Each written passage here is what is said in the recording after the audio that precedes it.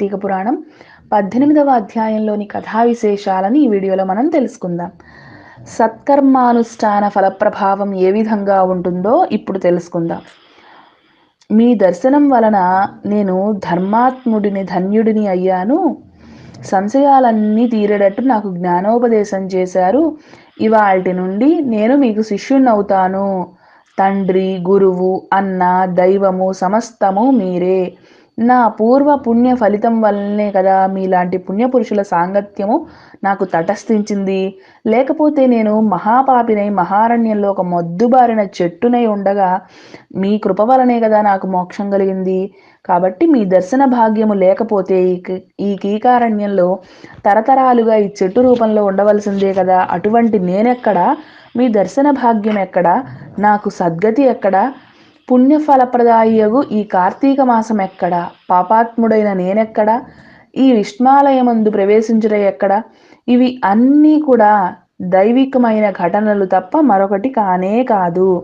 కాబట్టి నన్ను మీ శిష్యుడిగా పరిగ్రహించి సత్కర్మలను మానవుడు ఏ విధంగా అనుసరించాలో దాని ఫలితం ఎట్టిదో నాకు చెప్పండి అని ప్రార్థించాడు ధనలోభుడు.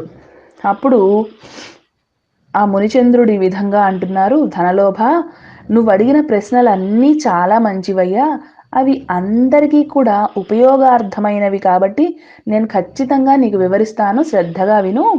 ప్రతి మనిషి కూడా ఈ శరీరము సుస్థిరము అని నమ్మి జ్ఞాన శూన్యుడు అవుతున్నాడు. అంటే ఈ శరీరం అనేది శాశ్వతమని నమ్ముతున్నాడు.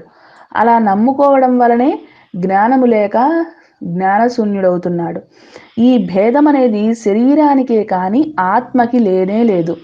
అటువంటి ఆత్మజ్ఞానము కలగడానికే సత్కర్మలు చేయాలి. సకల శాస్త్రాలు ఘోషిస్తోంది ఆ విషయం గురించే. సత్కర్మని ఆచరించి వాటి ఫలము పరమేశ్వరార్పితమునర్చినప్పుడు మనకి జ్ఞానము కలుగుతుంది. మానవుడే ఏ జాతివాడో ఎటువంటి కర్మలని ఆచరించాలో తెలుసుకొని అటువంటివి ఆచరింపాలి. బ్రాహ్మణుడు అరుణోదయ స్నానము చేయక సత్కర్మలని ఆచరించినా సరే వ్యర్థమైపోతుంది. అలాగే కార్తీక మాసంలో సూర్య భగవానుడు తులారాశిలో ప్రవేశించు ఉండప్పుడు, వైశాఖ మాసంలో సూర్యుడు మేషరాశిలో ప్రవేశించుచున్నప్పుడు, మాఘమాసంలో సూర్యుడు మకర రాశి యందుండగాను, అనగా ఈ 3 మాసాల అందైనా సరే తప్పక నదిలో ప్రాతకాల స్నానము చేసి తీరాలి. అలా స్నానాలు ఆచరించి దేవతార్చన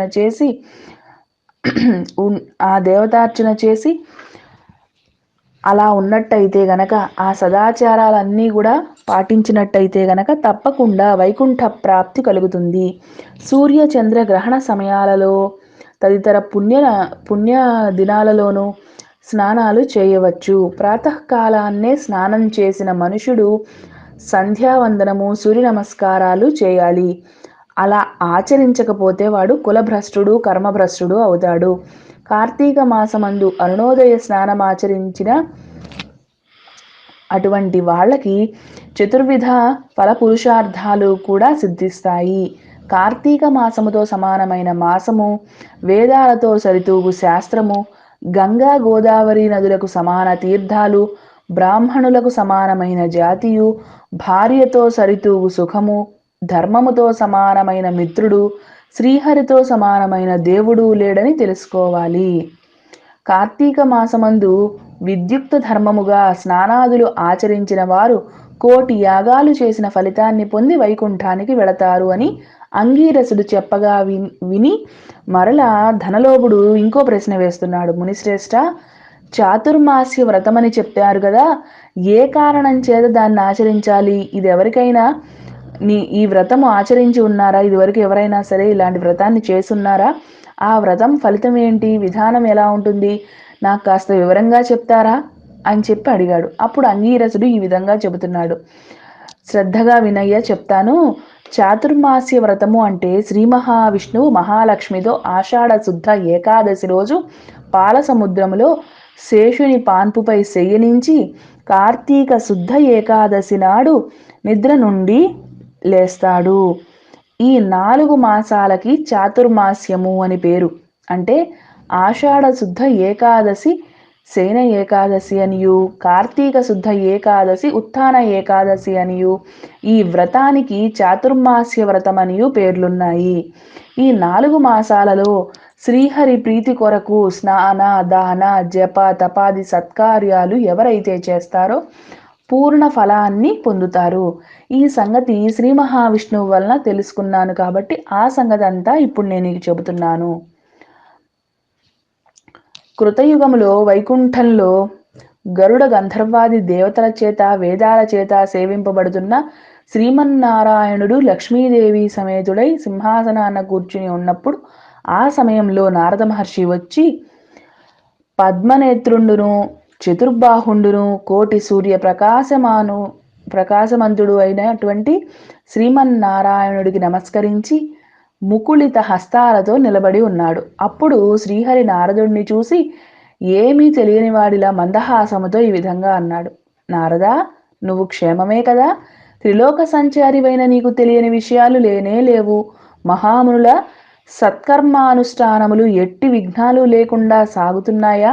మానవులందరూ వాళ్ళకి విధించబడినటువంటి ధర్మాలని ఆచరిస్తూనే ఉన్నారా? ప్రపంచంలో అరిష్టములు ఏమన్నా ఉన్నాయా? ఏమీ లేవు కదా అని కుశల ప్రశ్నలు అడిగాడు.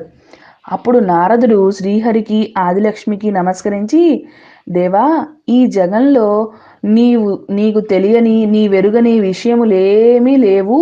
అయినా కూడా నన్ను చెప్పమనుడున్నావు కదా, సరే విన్నవించుకుంటాను.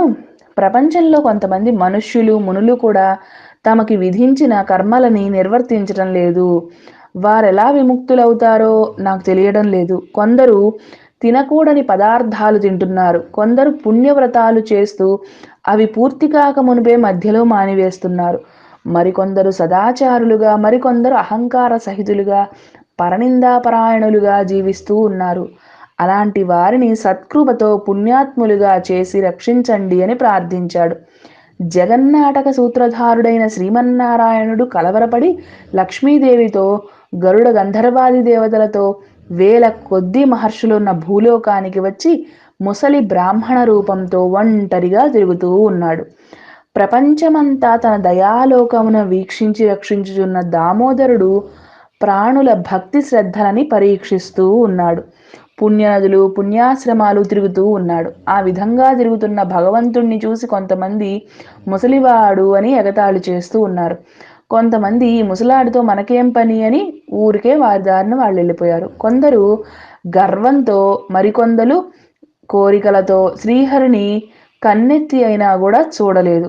వీరందరినీ భక్తవత్సలుడైనటువంటి శ్రీహరి వీళ్ళ వైపు చూసి వీళ్ళని ఎలా తరింపచేయాలి అని ఆలోచిస్తూ ఉన్నాడు. ముసలి బ్రాహ్మణ రూపాన్ని విడిచి శంఖ చక్ర గదా పద్మ కౌస్తుభ వనమాలాద్య అలంకారయుతుడై నిజ రూపాన్ని ధరించి లక్ష్మీదేవితోనూ భక్తులతోనూ మునిజన ప్రీతికరమైన నైమిషారణ్యానికి వెళ్ళాడు. ఆ వనంలో తపస్సు చేసుకుంటున్న ముని పుంగవులు స్వయంగా తమ ఆశ్రమాలకి వచ్చినటువంటి సదానంద సచ్చిదానంద స్వరూపుడైనటువంటి శ్రీమన్నారాయణుని దర్శించి భక్తి శ్రద్ధలతో ప్రణామాలు ఆచరించి అంజలి ఘటించి ఆది దైవములైనటువంటి లక్ష్మీనారాయణులని స్తోత్రము గావించారు. ఏమని స్తోత్రం గావించారు? శాంతాకారం భుజగశయనం పద్మనాభం సురేశం విశ్వాకారం గగన సదృశం మేఘవర్ణం శుభాంగం లక్ష్మీకాంతం కమలనయనం యోగి హృద్యానగమ్యం వందే విష్ణుం భవభయహరం సర్వలోకైకనాథం. లక్ష్మీం క్షీరసముద్రరాజదనయాం శ్రీరంగధామేశ్వరీం దాసీభూత సమస్తదేవవనితాం లోకైకదీపాంకురాం శ్రీమన్మందకటాక్షలబ్ధ విభవ బ్రహ్మేంద్ర గంగాధరాం త్వాం త్రైలోక్య కుటుంబినీం సరసిజాం వందే ముకుంద ప్రియాం అని ఈ విధంగా స్తోత్రాలతో లక్ష్మీనారాయణులని ఇద్దరిని కూడా ధ్యానం చేసుకున్నారు. ఆ తరువాత ఏమైందో తరువాత అధ్యాయంలో మనం తెలుసుకుందాం. ఇదంతా కూడా స్కాంద పురాణాంతర్గత వశిష్ఠ ప్రోక్తంలోని కార్తీక మహత్యంలోని 18వ అధ్యాయము 18వ రోజు పారాయణ సమాప్తము.